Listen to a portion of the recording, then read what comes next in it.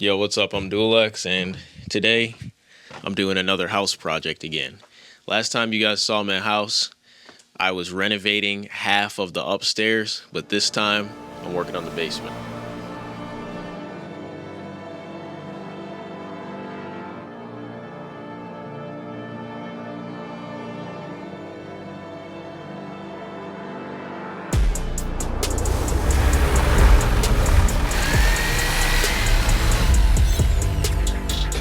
When I was buying this house, the listing said that it was a partially finished basement, and I guess what that meant was that we have one side that's just unfinished, and then over here they just have some walls and an old workbench. It smells pretty bad down here, and at one point there were mice down here because I removed some of these ceiling panels to run some wires, and when I did, I found a few nests, and there were mouse droppings that fell out everywhere all over the floor as soon as I took those panels down. So it looks like the previous owners actually got some exterminators in here and got rid of the mice, but they never actually came down here and cleaned it up. After I moved in and it rained a couple of times, I came down here and noticed that this wall over here was discolored. So I took this wall down, and I saw that we were getting a lot of water seeping in from the outside. Now, before I can actually rebuild it down here, I need to handle that water issue. So I went upstairs to try to find out exactly where it was coming from. And the previous owners had way too many bushes around the house, so I couldn't even see the foundation. And I think that they were contributing to the amount of water getting in.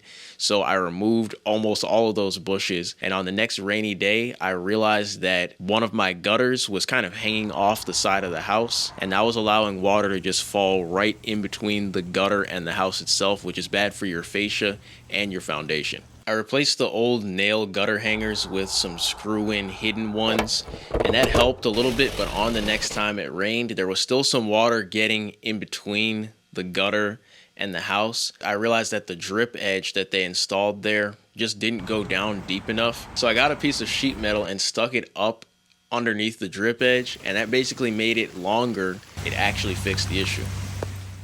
Now that it's been a couple of weeks since I repaired the gutters, it's been about 40% humidity down here, which is really good. So I think I'm ready to start building, and I'm gonna get started with these stairs over here because they're actually missing risers, which would be okay, but because there's just nothing under there, no way to clean back there, it's just really dirty. So I'm gonna be rebuilding these stairs first.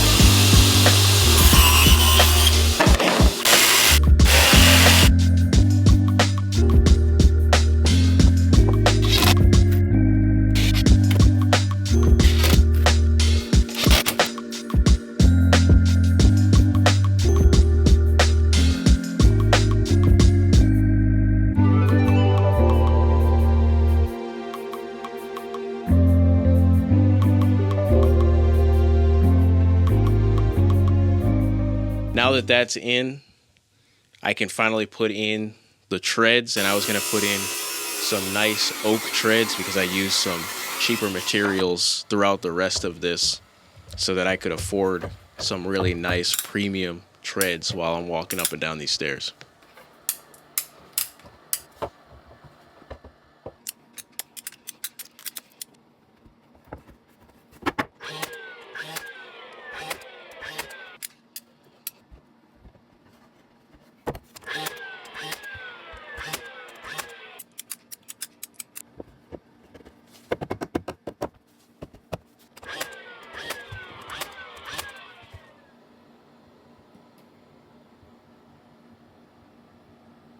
I'm going to keep this wall over here because it's not terrible.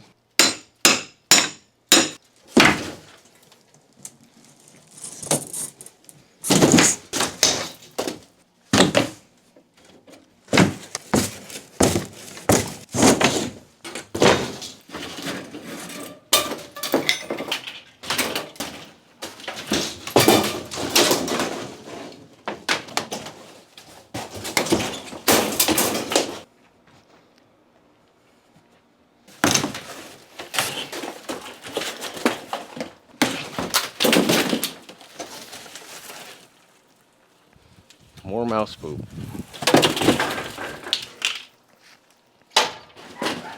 A lot of you are gonna hate me for doing this, but I'm doing it anyway.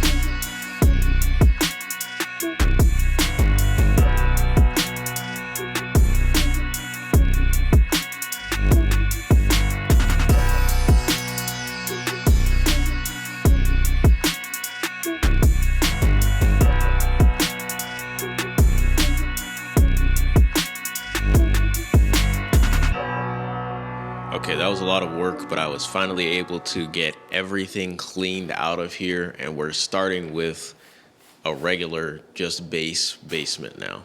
I wanted to keep this white vinyl tile that the previous owners put in, but they had it coming off at an angle to transition into this room. Cut that flooring off flat so that I could clear everything out here.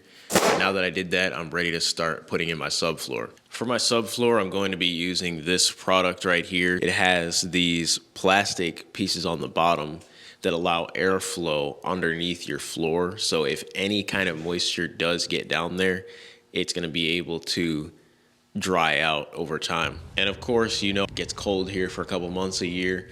And with this flooring, since it's raising it off of the concrete floor on the bottom, it's gonna allow it to be a couple of degrees warmer on your feet. And the huge benefit is that you can link these pieces together so you don't need to have full 8-foot sheets in here that are hard to manage. So I've got my huge stack of these right here, and hopefully this is gonna be enough if I did my math right. And I'm just gonna put it in from front to back in this entire area.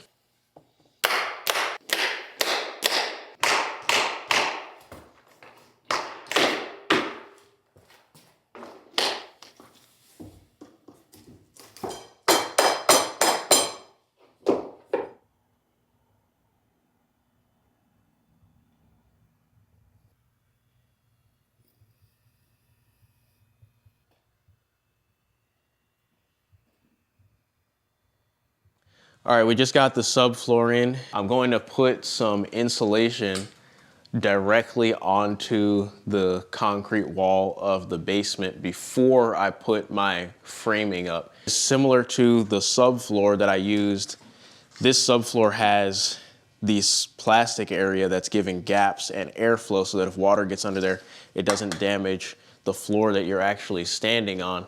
And that's kind of the same concept with this insulation. This stuff is basically waterproof. I use it in my vans for the floors all the time. And if I put that on the wall first, then put my framing on, it's less likely that the water is going to go all the way through my insulation and then rot out my interior walls, which is what happened over here in this corner when they had the furring strips in here that were touching directly onto the wall. This wall got wet, and then all of that stuff rotted out and needed to be replaced.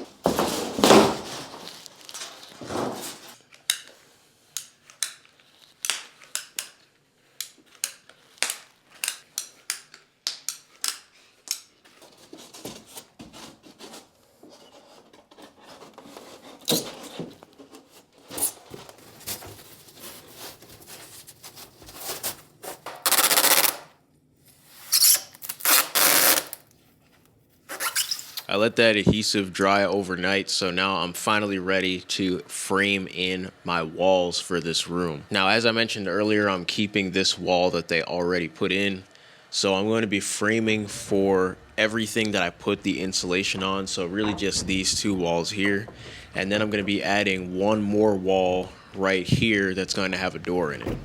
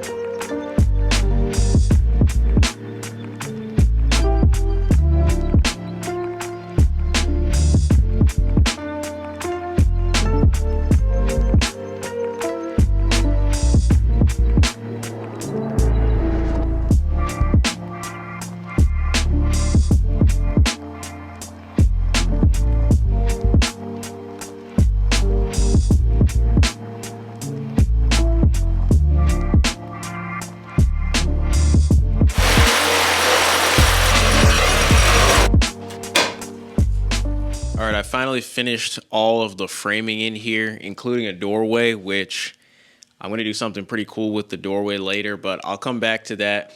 I wanted to put some outlets in on this wall. They actually ran the wires for the outlets already, but they couldn't put them in, it looked like, because there just wasn't enough room when they used the furring strips right against the concrete wall. So I'm just going to put those in first, and then I can finally get to my insulation, and then we'll be ready for drywall.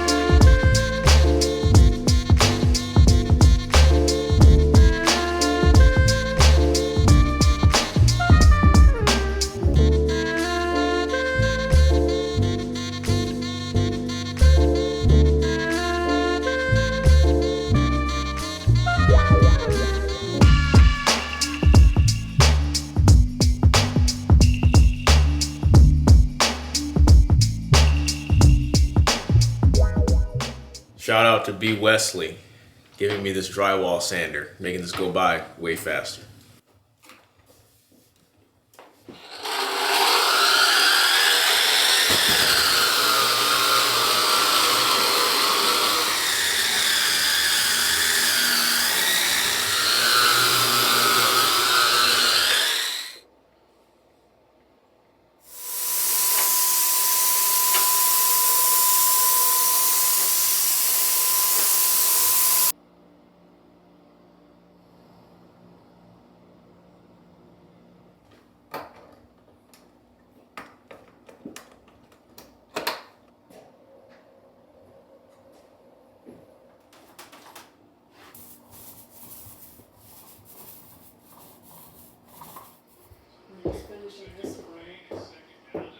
So at this point, we've gotten pretty far because we pretty much only need a finished floor and a door for this entire room to be done, and then I can just start putting in furniture. Back when I was a kid, one of my favorite shows was Batman Beyond, and it was just always cool seeing in that first episode how he discovered the Batcave behind the grandfather clock that swung open. And I want to kind of replicate that now with the door that I'm putting into this room. Nowadays, they sell hardware for what's called a Murphy door. So I'm going to be custom building a bookshelf that's going to go into that wall right there.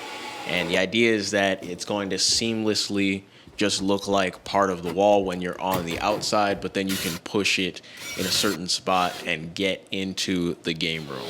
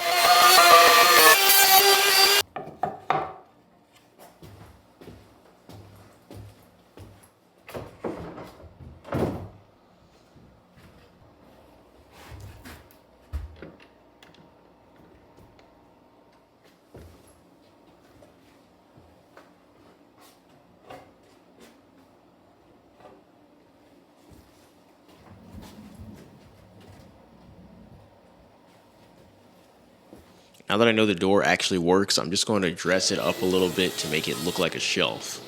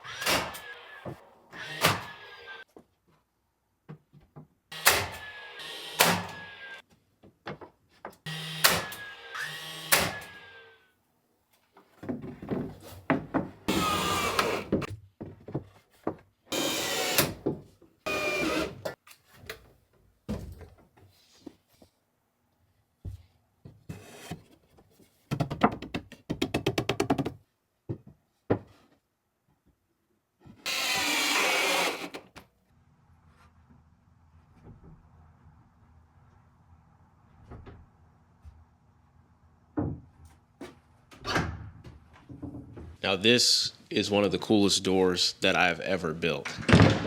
And don't worry, I already know you guys are typing in the comments saying, oh, it's not a secret anymore. You just posted on YouTube, you idiot.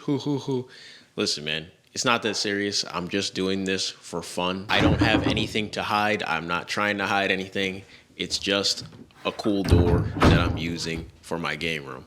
But after I built that, the last thing I need to really custom make for in here is on this side. We've got a pipe right here. So I'm going to build a cabinet that kind of goes around that. It's going to have a door so that you can still access that, but it's going to be not visible because it's kind of unsightly for a room like this.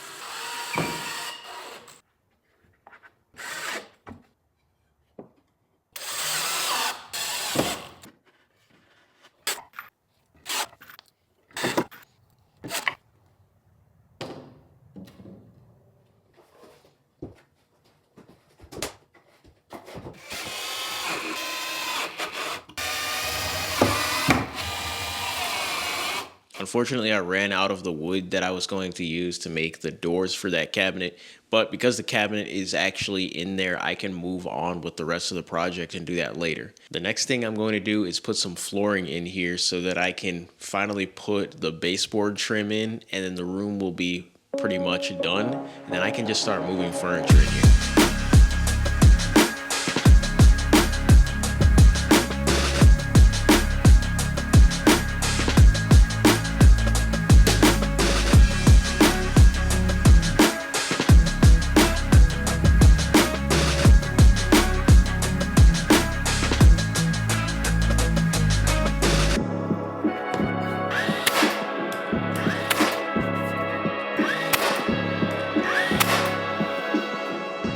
Man, it's crazy how you just put in a floor and some baseboard trim, and then all of a sudden it turns from a basement construction project into a room. It's pretty much livable down here. So there's still a lot of finishing touches that I need to do in order to actually finish this space, but as it is right now, it's ready for furniture to come in here. The first thing I'm going to start out with is a desk, because no game room of this size is really complete without a desk setup. Now, I'm going to be actually building a gaming PC later on, but this is going to be the desk setup that is eventually going to house that gaming PC. I actually edit my videos on a Mac, and when I set up my gaming PC, it's obviously going to be a PC, so I have plenty of room to have multiple screens on here. It's also a standing desk as well. On my gaming channel, I end up fixing and cleaning a lot of video game consoles, and it just gets really dirty, and I don't want to have that on my main computer desk. But it takes up a lot of space to have a completely separate desk. I've seen a few people have a double desk, so I wanted to kind of make my take on that double desk and have the working surface on the bottom and the computers on the top. So my sister makes epoxy art with these wood slabs that I usually have to cut for her, and she has some extra ones that she's been trying to get rid of, and she had the idea for me to use it for my desk because in the future I wanted to make a nature themed gaming PC, and obviously these wood slabs would go with that perfectly. We already flattened the slabs a long time ago, but the problem is there are a bunch of holes, and I wanted the desk to have a flat surface all the way across. So we're gonna have to fill those holes in with epoxy before sanding everything flush and applying finish.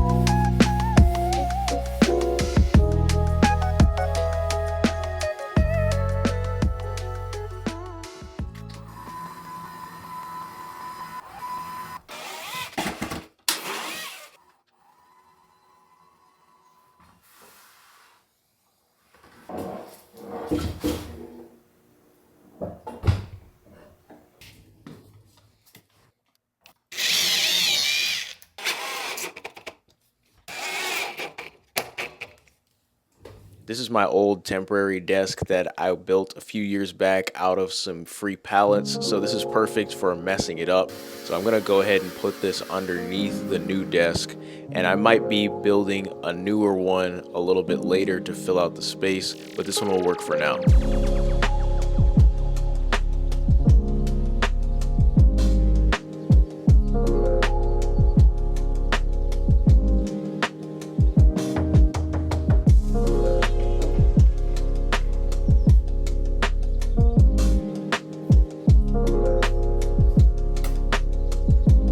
This is going to be my desk setup for now. One of the coolest things about this is that because this goes up so high when you raise it up.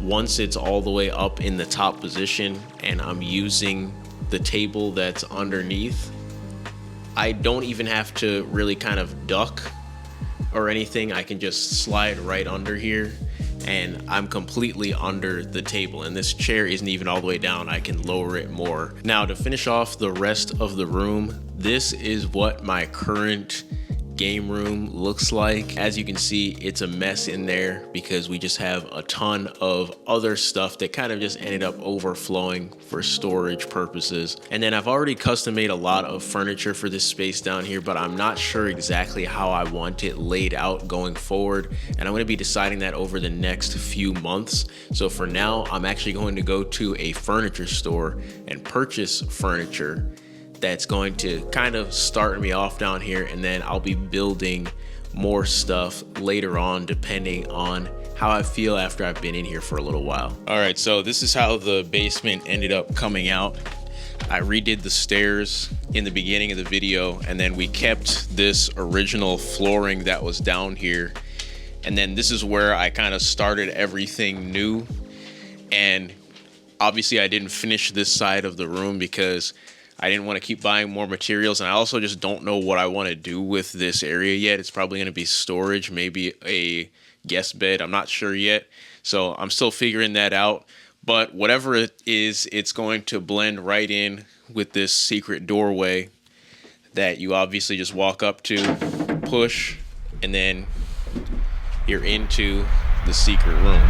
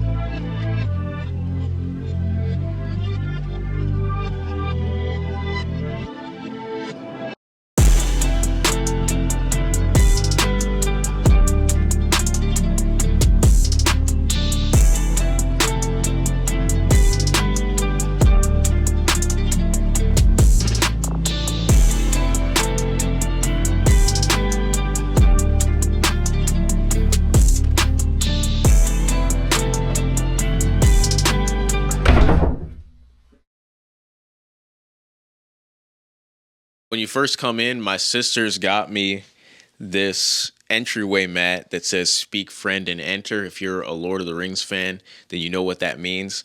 After I redo this room, this is going to be on the outside of this door just to give away the fact that this is where the secret entrance is. I also put a new rug in here just to make it feel a little bit more comfortable around the seating area.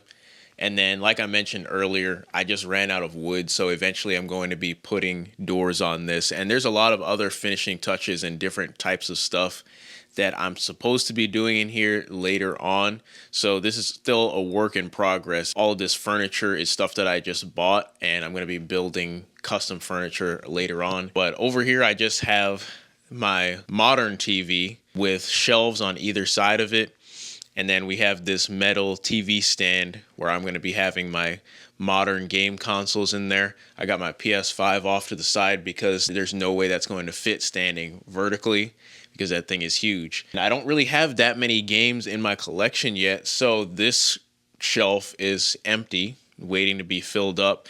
And then I'm also going to have more shelves over here as I collect more and I need more space. I also have more space on that wall as well to add some more shelves when necessary. But for right now, all of my games are actually all able to fit on this shelf. Retro games is kind of my thing that I collect, and then I also play modern games as they come out. So I wanted to separate this room to where I have my modern stuff over here and my retro games on this side. I have kind of like a retro corner, and then I can pull up that chair over to this side, kind of have it set up and just play in this corner right here, and it just feels like how it did back in the day on these old TVs.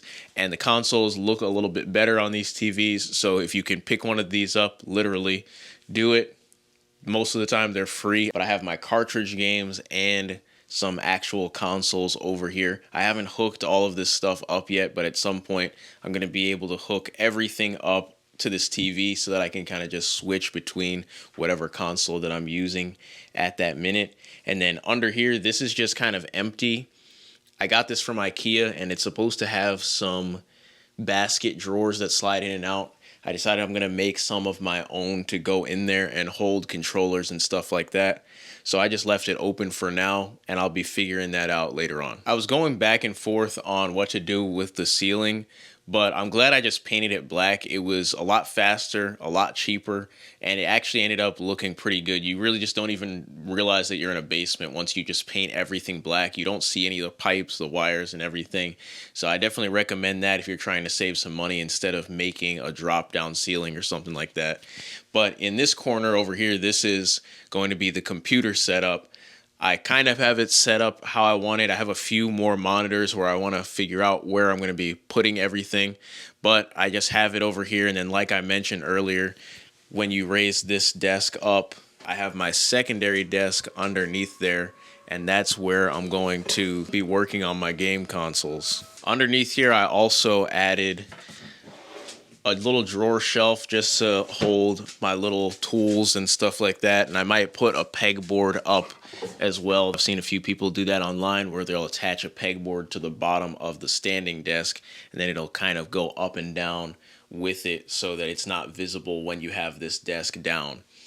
And then up on the wall, I decided to put up some artwork. I actually bought this stuff a long time ago, but didn't have anywhere to put it. And it's just some of the controllers from some of my favorite consoles over the years. I'm not really big into having like a ton of posters and artwork and stuff like that. I like to keep it pretty clean, but I think this fits my style pretty well. But anyway, that's my game room. Thanks for sticking around for the entire time to see me build it from start to finish.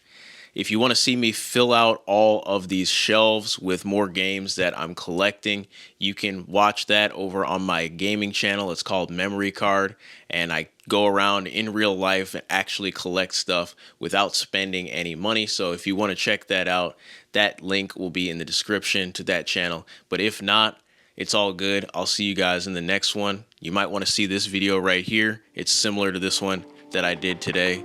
So if you like this one, you'll probably like that one. Catch you later.